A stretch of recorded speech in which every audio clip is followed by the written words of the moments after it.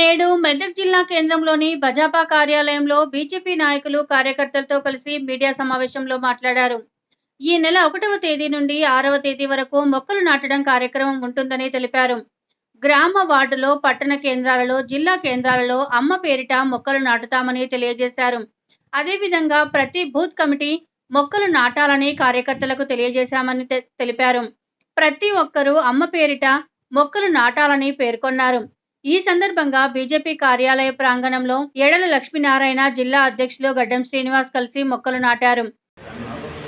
Electronic media సోదరులకు, మా సహచరులకు అందరికీ కూడా దీంట్లో భాగంగా రాష్ట్రం నుంచి ప్రతి జిల్లాకు రాష్ట్ర ప్రతినిధులు వెళ్ళడం జరుగుతుంది.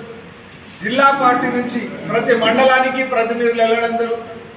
అదే రకంగా మండలంలో ఉన్నటువంటి మండల కార్యవర్గం అంతా కూడా ప్రతి పోలింగ్ బూత్కి వెళ్ళడం జరుగుతుంది.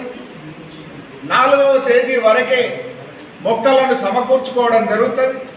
5, 6 తేదీల్లో పరిపూర్ణంగా ప్రతి పోలింగ్ బూత్లో కనీసం 10 మొక్కలకు తగ్గకుండా మరి మొక్కలను నాటడం జరుగుతుంది. వాటి ఆలనా పాలన చూసేటువంటి లక్ష్యం గైకొనడం జరుగుతుంది. ఆ రకమైనటువంటి కార్యక్రమాన్ని భారతీయ జనతా పార్టీ మరి సమాజ హితం కోసం, దేశ హితం కోసం పార్టీ శ్రేణులకి పిలుపు.